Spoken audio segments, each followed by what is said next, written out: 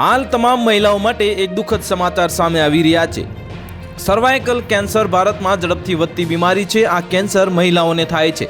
આ કેન્સરથી દર 8 મિનિટમાં એક મહિલાના જીવ ગુમાવે છે। આ કેન્સર હ્યુમન પોપ્યુલોમા વાયરસ એટલે કે HPV નામના વાયરસના કારણે થાય છે।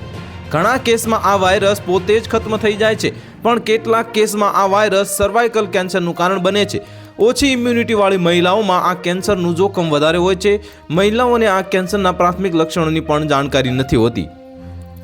આ કારણે બીમારી વધતી રહે છે અને કેટલાક વર્ષો બાદ કેન્સર બની જાય છે। આજે પણ ભારતમાં આ બીમારીના ઘણા કેસ છેલ્લા સ્ટેજમાં આવે છે, જેના કારણે બીમારીની સારવાર કરવી પણ મુશ્કેલ થઈ જાય છે।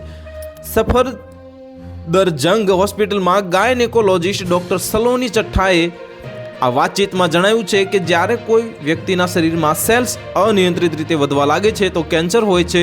કેન્સર શરીરના જે ભાગમાં હોય તેને તે નામથી ઓળખવામાં આવે છે। તો હાલ માટે એટલું જ। મળીશું નવી અપડેટ સાથે। જો તમને અમારા વિડીયો પસંદ આવતો હોય તો વિડીયોને લાઇક કરી દેજો, ચેનલને સબસ્ક્રાઇબ કરી બાજુમાં આવેલા બેલ આઇકનને દબાવી દો, જેથી તમને આવા સમાચારની અપડેટ મળતી રહે।